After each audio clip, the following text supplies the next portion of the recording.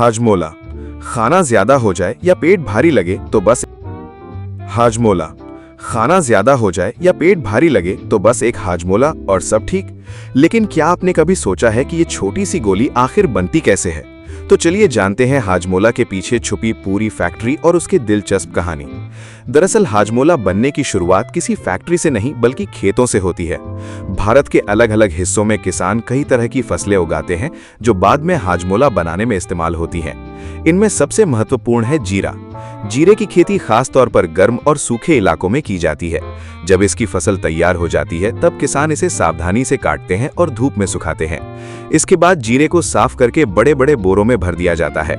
इसी तरह काली मिर्च भी उगाई जाती है जो हाजमोला को उसका हल्का तीखा स्वाद देती है। काली मिर्च की फसल पकने के बाद उसकी कटाई कर ली जाती है और फिर से धूप में सुखाया जाता है। वहीं अदरक की फसल तैयार होने के बाद अदरक को सुखाकर ड्राई जिंजर पाउडर बनाया जाता है जो पाचन के लिए बहुत फायदेमंद माना जाता है। इसके अलावा पीपली, लौंग, नमक, काला नमक, नौसादर, चीनी और नींबू का रस जैसे कई इंग्रेडिएंट भी अलग अलग जगहों से इकट्ठा किए जाते हैं। जब ये सारा रॉ मटेरियल तैयार हो जाता है तब इन्हें ट्रकों में भरकर हाजमोला की फैक्ट्री तक भेज दिया जाता है और यहीं से शुरू होती है उस छोटी सी गोली की असली यात्रा जिसे हम बचपन से खाते आ रहे हैं। दोस्तों, आप में से लगभग हर किसी ने बचपन में हाजमोला जरूर खाई होगी। छोटी सी गोल गोली लेकिन स्वाद इतना चटपटा कि एक खाने के बाद दूसरी खाने का मन करने लगता है। स्कूल के दिनों में दोस्तों के साथ हाजमोला बांटना, जेब में छोटा पैकेट रखना या दुकान से 1 रुपए की हाजमोला खरीदना, ये सब यादें शायद आप में से बहुत लोगों के बचपन का हिस्सा रही होंगी।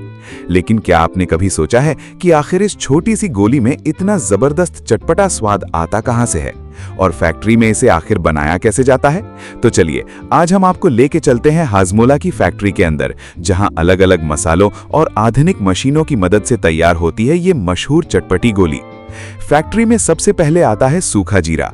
इसे एक बड़ी रोस्टिंग मशीन में डाला जाता है। इस मशीन के अंदर जीरे को लगभग 130 डिग्री सेल्सियस तापमान पर भूना जाता है। रोस्टिंग करने से जीरे की खुशबू और स्वाद दोनों और ज्यादा तेज हो जाते हैं।